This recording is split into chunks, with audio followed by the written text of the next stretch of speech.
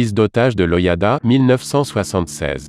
Le 3 février 1976, un car militaire effectuant le ramassage scolaire des enfants de la base aérienne 188 Djibouti est détourné par des militants indépendantistes du territoire et bloqué sur la frontière avec la Somalie. Le lendemain, la Légion et le GIGN prennent le bus d'assaut. Finalement, 2 enfants sont tués, ainsi que 7 preneurs d'otages et un nombre indéterminé de soldats somaliens. Bataille de Kolwezi, 1978.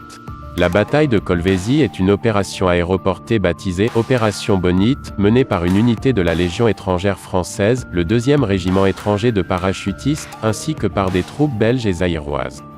Elle se déroule en mai 1978 au Zaïre, actuelle République démocratique du Congo, pour délivrer des otages européens retenus dans la ville minière de Kolwezi par des rebelles katangais. Si l'opération réussit à libérer des otages avec des pertes militaires légères, elle ne put empêcher le massacre de 700 Africains et de 170 Européens. Opération Tchad, 1969 à 1972, 1978 à 1980. Opération militaire française qui se déroule durant la guerre civile tchadienne de 1965 à 1980. Pendant l'opération Taco, qui fait suite à l'opération Bison qui se déroula de 1969 à 1972. 18 militaires français perdent la vie durant Taco et 2 avions Jaguar sont abattus. Unité Légion dans les opérations. Un escadron du 1er régiment étranger de cavalerie, 1er REC, la section mortier du 2e régiment étranger d'infanterie, 2e REI, la 7e compagnie, capitaine Sayar, en 1978 et 1979, 2e REI, la 5e compagnie de combat en 1979 du 2e REI de Bonifacio, le 2e régiment étranger de parachutistes en 1978 et 1979, 2e REP. Opération Diodon, Liban 1982 à 1983.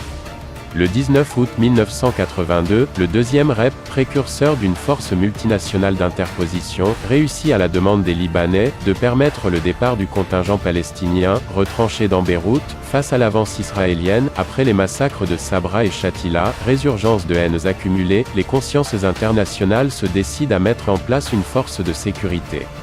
C'est ainsi que, à tour de rôle, les grandes unités professionnalisées de l'armée de terre française se relaient à Beyrouth pour remplir une mission de médiation et de paix, opérant dans le cadre de la Force multinationale de sécurité à Beyrouth, FMSB, qui compte des troupes américaines, stationnées aux abords de l'aérodrome, italiennes, centrées sur le quartier de l'hippodrome, et britanniques, implantées près de la manufacture de tabac, la 31e brigade, renforcée par le 1er régiment étranger de cavalerie et un détachement du 17e régiment du génie parachutiste, assure la sécurité et la confiance dans le Grand Beyrouth.